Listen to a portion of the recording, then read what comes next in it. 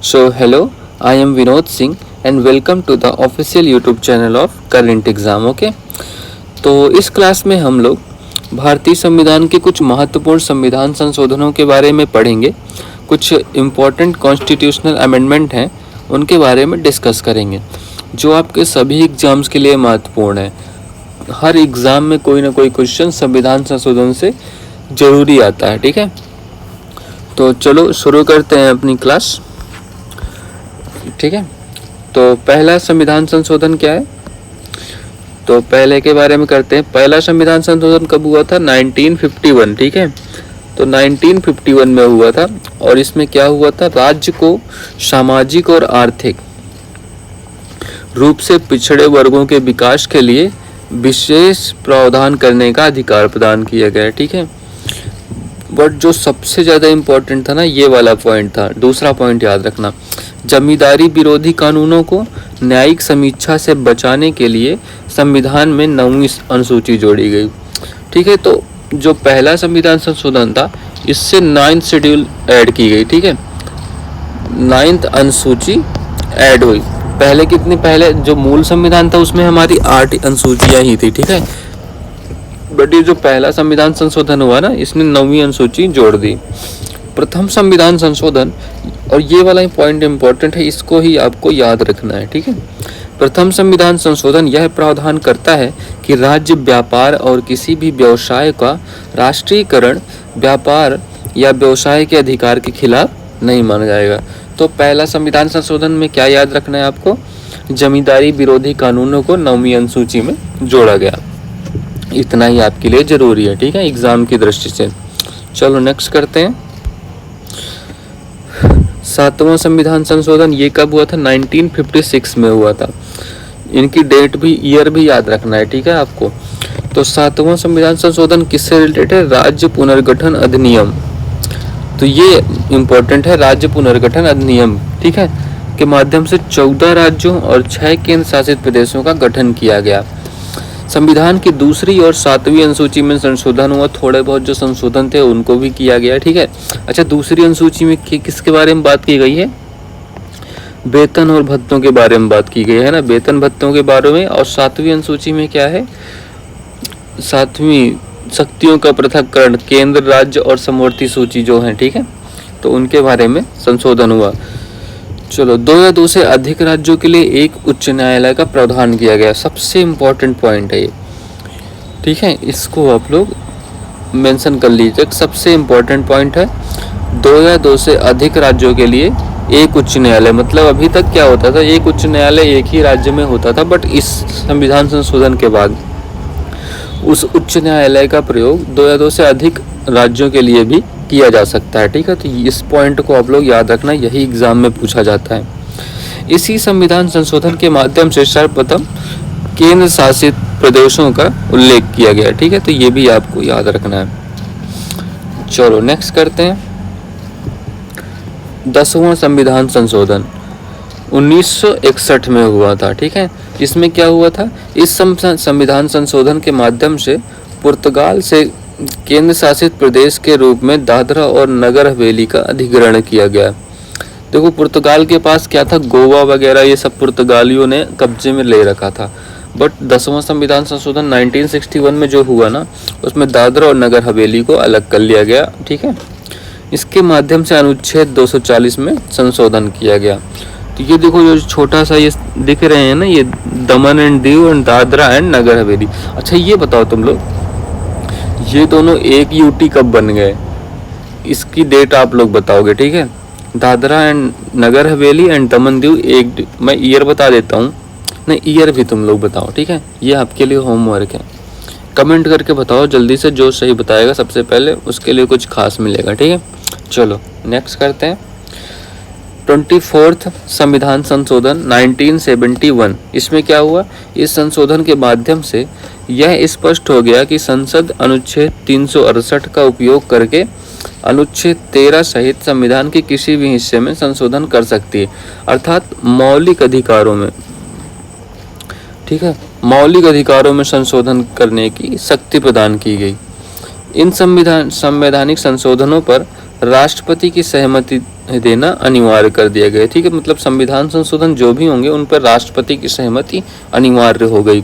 यह संशोधन अधिनियम गोलकनाथ मामले 1967 के बाद लाया गया था। ठीक है, तो 24 हो गया, उतना इम्पोर्टेंट नहीं है, बट आपको फिर भी एक ओवरव्यू तो होना ही चाहिए हर चीज़ के बारे में। ठीक है, चलो 38th कॉन्स्टिट्यूशनल अमेंडमेंट 1975 में हुआ था। राष्ट्रपति द्वारा आपातकाल की घोषणा, जब देखो 1975 में ही तो इमरजेंसी आई थी, है ना, तो ये भी तो आपको याद ही रखना है। राष्ट्रपति द्वारा आपातकाल की घोषणा, तो इससे ही आपातकाल आप याद रखना कि घोषणा को किसी भी अदालत में चुनौती नहीं दी जा सकती।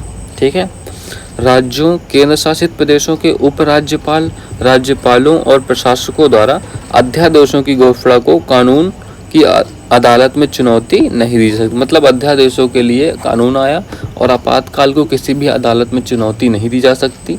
ठीक है, राष्ट्रपति को एक साथ विभिन्न आधारों पर राष्ट्रीय आपातकाल की विभिन्न उद्घोषणाओं की घोषणा करने का अधिकार था। ठीक है, तो ये आपातकाल से संबंधित संशोधन था और 1975 में आया था। आपातकाल का टाइम ही चल रहा था, तो और क्या ही उम्मीद थी। ठीक है, चलो next 42 most important constitutional amendment, इसी से आता है यार क्वेश्चन। देखो 10 में से 8 बार क्वेश्चन ना इसी वाले से रख देंगे, और इसीलिए इसको लघु संविधान भी कहते हैं। ठीक है, लघु संविधान के नाम से भी जाना जाता है ये। तो इस संविधान संशोधन द्वारा प्रस्तावना में संशोधन करके समाजवादी, धर्मनिरपेक्ष और अखंडता, ठीक है, ये तीनों जोड़े गए। इनको याद रखना है, समाजवादी, धर्मनिरपेक्ष और अखंडता, ये 3 शब्द जोड़े गए। इन्हीं के बारे में बहुत बार रिपीटिवली क्वेश्चन आता है, मतलब हर बार रिपीट करके सेम क्वेश्चन पूछेगा आपसे। ठीक है, चलो शिक्षा, वन, वजन और माप, वन्य जीवों और पक्षियों का संरक्षण, न्याय का प्रशासन जैसे 5 विषयों को राज्य सूची से समवर्ती सूची में स्थानांतरित किया गया। ठीक है, ये भी याद ही रखना आप लोग, ये दोनों पॉइंट बहुत इंपॉर्टेंट है इसमें। राष्ट्रपति मंत्रिपरिषद की सलाह के अनुसार कार्य करेगा, अनुच्छेद 74 भी जोड़ा गया। मौलिक कर्तव्य मोस्ट इम्पॉर्टेंट ये भी है, ये पूरा लघु संविधान इसीलिए कहा गया क्योंकि ये बहुत ज़्यादा इम्पोर्टेंट है तुम लोगों के लिए। ठीक है, तो स्वर्ण सिंह समिति की सिफारिश पर, तो स्वर्ण सिंह समिति आप समझते हो मौलिक कर्तव्यों के लिए यही समिति है, पर भाग 4A के तहत, ठीक है, 4A के तहत नागरिकों के लिए मौलिक कर्तव्य अनुच्छेद 51 का निर्धारित किया गया। ठीक है, तो कौन से अनुच्छेद में जोड़े गए थे? 51 का में। ठीक है, तो 51 का याद रखना है आपको।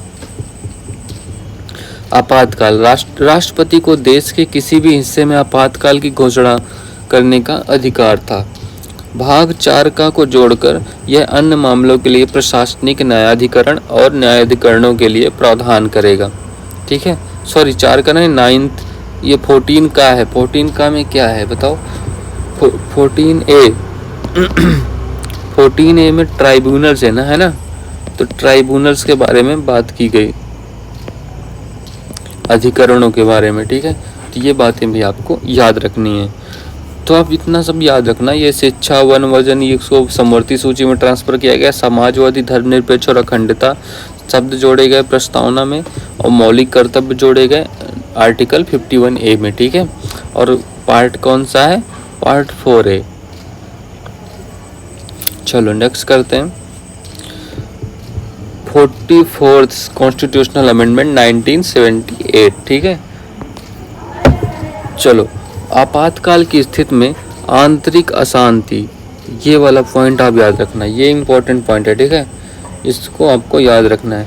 आपातकाल की स्थिति में आंतरिक अशांति के शब्द को सशस्त्र विद्रोह से प्रतिस्थापित किया गया।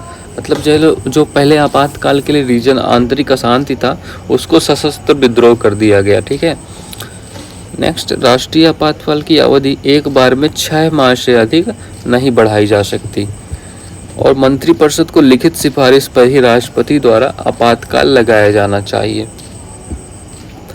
और ये मोस्ट इम्पोर्टेंट पॉइंट आ गया एक, संपत्ति का अधिकार।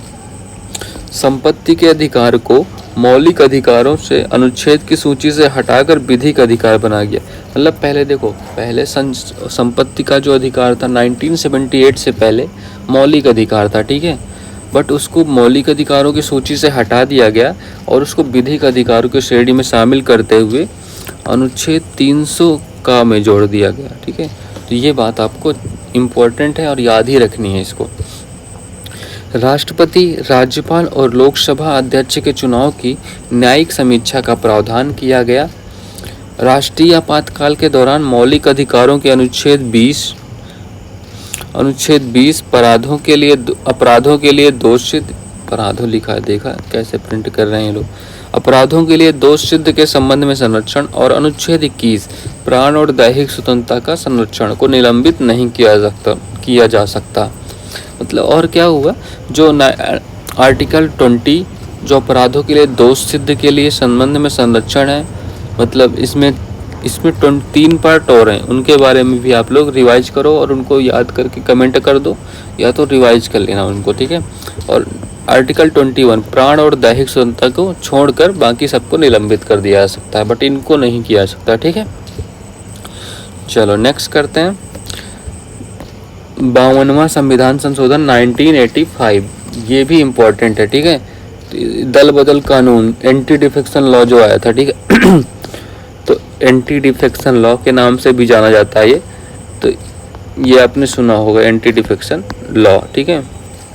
तो एंटी डिफेक्शन लॉ के नाम से भी जाना जाता है। दल बदल के खिलाफ कानून बनाकर संविधान में 10वीं अनुसूची जोड़ी गई। ये 10th शेड्यूल भी जोड़ी गई, इसको भी आपको याद रखना है, ठीक है। कौन से अनुसूची में दल बदल कानून है? 10वीं अनुसूची में है। और ये कब जोड़ा गया? 52वां संविधान संशोधन 1985। ओके, नाउ 61वां संविधान संशोधन 1989, मोस्ट इम्पोर्टेंट ये भी है। तो इसमें क्या हुआ, लोकसभा और विधानसभा चुनाव के लिए मतदान की उम्र 21 साल से घटाकर कितनी कर दी गई? 18। तो 21 साल से घटाकर 18 कर दी गई, ये भी इम्पोर्टेंट है, ये भी आपको याद रखना है। कब की गई? 1989 में 61वां संविधान संशोधन था, ठीक है। चलो 69वां संविधान संशोधन, इसमें क्या हुआ? ये 1991 में हुआ था।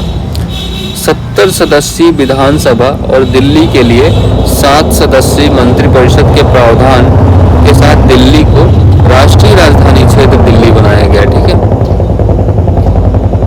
तो दिल्ली को राष्ट्रीय राजधानी क्षेत्र दिल्ली बनाया गया। दिल्ली का जो एनसीआर वाला इलाका है ना, एनसीआर, उसको बना दिया गया, ठीक है। चलो नेक्स्ट करते हैं। 73वां संविधान संशोधन 1992, ठीक है। 73वां संविधान संशोधन 1992 में क्या था? पंचायती राज, ठीक है। पंचायती राज संस्थाओं को संवैधानिक दर्जा प्रदान किया गया, सबसे इम्पोर्टेंट पॉइंट है ये, ठीक है। और भाग कौन सा जोड़ा गया? भाग 9 जोड़ा गया, ठीक है। और कौन सी 11वीं अनुसूची जोड़ी गई? तो भाग 9 और 11वीं अनुसूची जोड़ी गई। इसमें क्या कौन सा विषय था? पंचायत, ठीक है। तो पंचायत जोड़ेगा। और इसमें कितने विषय थे? 11वीं अनुसूची में 29 विषय, 29 विषय भी आपको याद रखना है। 29 सब्जेक्ट्स थे भाग 9 में 11वीं अनुसूची, ठीक है। संविधान में भाग 9 और 11वीं अनुसूची जोड़ी गई, जो दोनों ही पंचायत से रिलेटेड हैं। पंचायती राज के त्रिस्तरीय मॉडल के प्रावधान अनुसूचित जाति और अनुसूचित जनजाति के लिए उनकी आबादी के अनुपात में सीटों का आरक्षण और महिलाओं के लिए सीटों का 1/3 आरक्षण प्रदान किया गया, ठीक है। महिलाओं को पंचायत में 1/3 रिजर्वेशन मिला, ठीक है। तो ये बात भी आपको याद रखनी है। चलो मोस्ट इम्पॉर्टेंट पॉइंट तो यही है, इसको याद रखना। देखो पंचायत का किस भाग में है? 9th भाग में। और किस अनुसूची में है? 11th में। 11th अनुसूची में कितने सब्जेक्ट हैं? 29, ठीक है। तो ये बातें कुछ याद रखनी है। और ये 73वां संविधान संशोधन था, कब हुआ था? 1992 में, बस, ठीक है। इतना याद रखना है आपको। चलो 74वां संविधान संशोधन 1992 में ये भी हुआ था। और इसमें क्या हुआ था? शहरी स्थानीय निकायों को ऐड किया गया था, ठीक है। शहरी स्थानीय निकायों को संवैधानिक दर्जा प्रदान किया गया। और ये संविधान के भाग 9th में और 12वीं अनुसूची में थे। ठीक है, तो 12वीं अनुसूची में नगर पालिका से संबंधित कितने विषय जोड़े गए? 18 विषय जोड़े गए, ये आपको याद रखना है। ठीक है, चलो 86 संविधान संशोधन 2002। ठीक है, तो यह अनुच्छेद 21 है, मोस्ट इम्पॉर्टेंट संविधान संशोधन है, इसको भी आपको याद ही रखना है। तो अनुच्छेद 21 के तहत 6 से 14 वर्ष के समूह के बच्चों के लिए मुफ्त और अनिवार्य शिक्षा के अधिकार को मौलिक अधिकार के रूप में शामिल किया गया। तो जो आर्टिकल 21A हुआ ना, उसमें 6 से 14 साल के बच्चों को मुफ्त शिक्षा दी गई, देने के लिए प्रावधान किया गया। और ये कब जोड़ा गया? 86 संविधान संशोधन 2002 में। अच्छा, इसका एक्ट कब बना? Right to education RT act जो है ये कब बना हुआ था? ठीक है, 2009 में इस बना और लागू कब हुआ? लागू हुआ 1 अप्रैल 2010 से। तो ये बात भी आपको याद रखनी है, 1 अप्रैल 2010 से लागू हुआ और एक्ट जो आया था 2009 में आया हुआ था।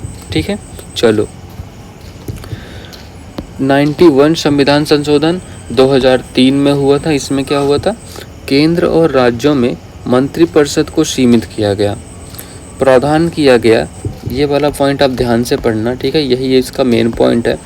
प्रावधान किया गया कि केंद्रीय मंत्रिपरिषद में प्रधानमंत्री सहित मंत्रियों की कुल संख्या लोकसभा की कुल सदस्य संख्या के 15% से अधिक नहीं होगी। मतलब समझ गए? मतलब लोकसभा में जितने लोग हैं, मान लो लोकसभा में 100 लोग हैं, ठीक है, तो मंत्रिपरिषद जो होगा ना उसमें 15 लोगों से, इसका 100 का 15% मतलब 15 लोगों से ज़्यादा नहीं होगा।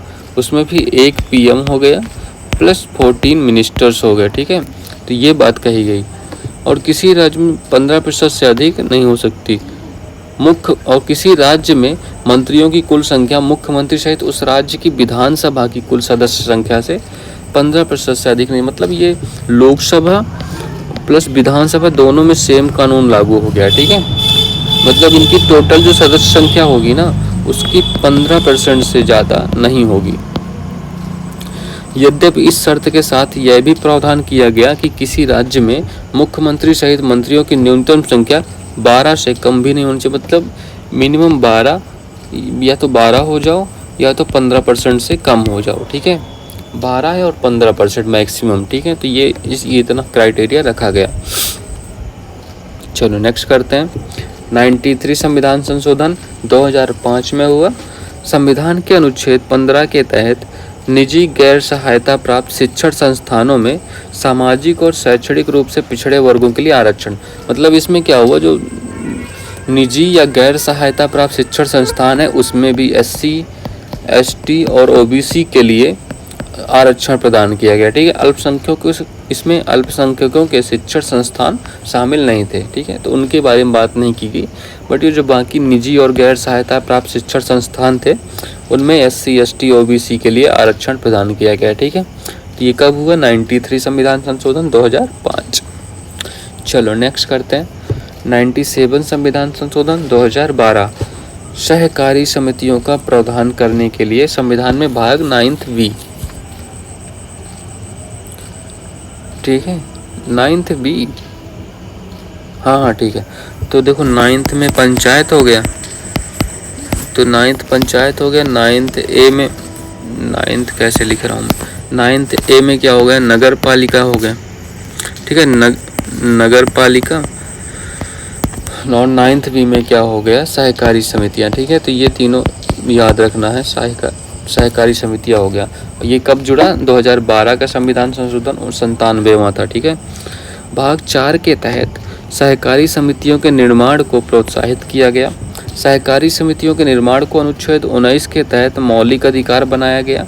ठीक है, अनुच्छेद 19 के तहत मौलिक अधिकार भी बनाया गया। संविधान में बदलाव करके सहकारी समितियों को संरक्षण देने के लिए अनुच्छेद 19(1)(c) में जोड़ा गया। ठीक है, इसको सहकारी समितियों को। और DPSP में 43B संविधान है वो DPSP के अंदर आता है ना, तो उसमें सहकारी समितियाँ जोड़ी गई। तो मेन पॉइंट क्या है? पार्ट्स कौन था? 9th B है संविधान का। और आर्टिकल कौन सा है? मूल अधिकारों में 19(1)(c) और DPSP में 43B। ठीक है, तो इतने बातें आपको सहकारी समितियों के बारे में याद रखना है। ठीक है, तो ये सारे कुछ इंपॉर्टेंट पॉइंट है सहकारी समितियों के बारे में। ठीक है, चलो नेक्स्ट करते हैं। 100वां संविधान संशोधन 2015 में हुआ था। ये भारत और बांग्लादेश के बीच जो भूमि समझौता हुआ था ना, 100 बीघा कॉरिडोर, आपने सुना होगा इस नाम को, ठीक है। तो 100 बीघा कॉरिडोर, ये जो समझौता हुआ था ना, इसके लिए भारत और बांग्लादेश के लिए जो भूमि समझौता 100वां संविधान में संशोधन में हुआ था 2015 में, ठीक है। 1974 के द्विपक्षीय भूमि समझौते के अनुसार दोनों देशों को कब्जे वाले विवादित क्षेत्रों का आदान प्रदान करने के लिए भारतीय संविधान की पहली अनुसूची में संशोधन किया गया था, ठीक है। तो इतनी बातें आपको याद रखनी है इसके बारे में। चलो 101वां संविधान संशोधन 2017, इसमें क्या जीएसटी के बारे में बात की गई थी। ये तो बहुत ही फेमस है जीएसटी, ठीक है। तो जीएसटी के बारे में बात की गई। 101वें संविधान संशोधन 2017, माल और सेवा कर की शुरुआत की गई। 102वां संविधान संशोधन 2018, इसमें क्या हुआ, राष्ट्रीय पिछड़ा वर्ग आयोग को संवैधानिक दर्जा प्रदान किया गया। जो हाँ, नेशनल बैकवर्ड क्लास है ना, नेशनल कमीशन एनसीबीसी जो कमीशन है, आयोग है, उसको संवैधानिक दर्जा प्रदान किया गया। संविधान में अनुच्छेद 338 ए के साथ 338 बी को भी जोड़ा गया। देखो 338 में क्या है, एससी है, 338 में एसटी है, और इसमें ओबीसी को जोड़ा भी गया, ठीक है। तो ये तीनों जोड़े गए संविधान संशोधन, ये पहले से था, इन दोनों को बाद में जोड़ा गया, ठीक है। चलो नेक्स्ट करते हैं। 103वां संविधान संशोधन 2019, ठीक है। अनुच्छेद 15 के खंड 4 और 5 में वर्णित वर्गों के अलावा अन्य वर्गों के नागरिकों को आर्थिक रूप से कमजोर वर्गों के लिए 10% आरक्षण, जो ईडब्ल्यूएस सिस्टम आया है ना, उसमें 10% आरक्षण दे दिया गया इनको, ठीक है। आर्थिक रूप से जो कमजोर वर्ग हैं किसी भी वर्ग के, उनको 10% आरक्षण दिया गया, ठीक है। चलो 104वां संविधान संशोधन 2020 में हुआ था। इसमें क्या हुआ, लोकसभा और राज्यसभा की विधानसभाओं में एससी एसटी के लिए सीटों की समाप्ति की समय सीमा 70 साल से बढ़ाकर 80 साल कर दी। मतलब पहले 70 साल तक समाप्त थी, अब 80 साल तक बढ़ा दी गई है डेट। लोकसभा और राज्य विधानसभाओं में एंग्लो इंडियन समुदाय के लिए आरक्षित सीटों के प्रावधान को हटा गया। मतलब एंग्लो इंडियन को ख़त्म ही कर दिया गया, बिल्कुल सही। तो एंग्लो इंडियन आपका ख़त्म हो गया इसका, ठीक है। चलो नेक्स्ट करते हैं। 105वां संविधान संशोधन 2021, सामाजिक और शैक्षिक रूप से पिछड़े वर्गों को मान्यता देने की शक्ति राज्य सरकारों को वापस दे दी गई। मतलब सामाजिक और शैक्षिक रूप से जो पिछड़े वर्ग हैं, उनको मान्यता देने की जो शक्ति है राज्य सरकार को वापस दे दी गई, ठीक है। इस संशोधन के जरिए राज्यों और केंद्र शासित प्रदेशों को सामाजिक और शैक्षिक रूप से पिछड़े वर्गों की सूची तैयार करने के लिए राष्ट्रीय पिछड़ा वर्ग आयोग एनसीबीसी की सलाह लेने की जरूरत नहीं होगी। मतलब एनसीबीसी के सलाह के बिना ही राज्य अपना काम कर सकते हैं, ठीक है। ये उतना इम्पोर्टेंट नहीं है, बट आखिरी के कुछ हैं वो पूछ सकता है कभी भी, ठीक है। चलो 106वां संविधान संशोधन, ये बहुत ही ज़्यादा इम्पोर्टेंट है, ठीक है। तो इसको भी आप लोग याद रखना, ये 2023 में हुआ था। 106वां संविधान संशोधन अधिनियम 2023, जिसे महिला आरक्षण विधेयक के रूप में भी जाना जाता है, ठीक है। तो महिला आरक्षण विधेयक के रूप में भी जाना जाता है। एक संवैधानिक संशोधन है जो लोकसभा, राज्य विधानसभा और दिल्ली विधानसभा में महिलाओं के लिए 1/3 सीटें आरक्षित करेगा, ठीक है। जैसा पंचायत में सिस्टम नहीं है, तो 1/3 जो सीटें होंगी महिलाओं के लिए आरक्षित कर दी जाएंगी। कहाँ, लोकसभा, विधानसभा और दिल्ली विधानसभा में। इसमें अनुसूचित जाति एससी और एसटी के लिए आरक्षित सीटें शामिल हैं, मतलब इनको भी शामिल किया गया है, ठीक है। यह संशोधन 19 सितंबर 2023 को संसद के विशेष सत्र के दौरान लोकसभा में पेश किया गया। प्रधानमंत्री नरेंद्र मोदी ने इसे नारी शक्ति वंदन, तो ये नारी शक्ति वंदन अधिनियम के नाम से भी जाना जाता है, ठीक है। तो इसको इस नाम से भी आपको याद रखना है। यह संशोधन लोकसभा, किसी राज्य की विधानसभा, लोकसभा हो गया, विधानसभा हो गया, राष्ट्रीय राजधानी क्षेत्र दिल्ली की विधानसभा में प्रतिनिधित्व को प्रभावित नहीं करेगा, जब तक कि वर्तमान सदन या विधानसभा भंग ना हो जाए, ठीक है। तो मतलब जो अभी तक चल रहा है उसको, अभी तो कुछ नहीं हो सकता, पर ये शायद 2026 से लागू होगा, ठीक है, 2026 से ये लागू होगा, बट ये पास तो हो ही गया है तो लागू तो होना ही है, ठीक है। अब सो चलो that's all for this class. मैंने जितने भी इम्पोर्टेंट थे ना सारे कॉन्स्टिट्यूशनल अमेंडमेंट करा दिए हैं, ठीक है। इससे बाहर अगर कॉन्स्टिट्यूशनल अमेंडमेंट से क्वेश्चन आएगा तो इस क्लास से बाहर नहीं आएगा, ठीक है। तो चलो आप लोग अच्छे से तैयारी करते रहो, PCSRO में लगे रहो, डेट जल्दी ही आ जाएगी। तो have a good day and thank you everyone, ठीक है। चलो।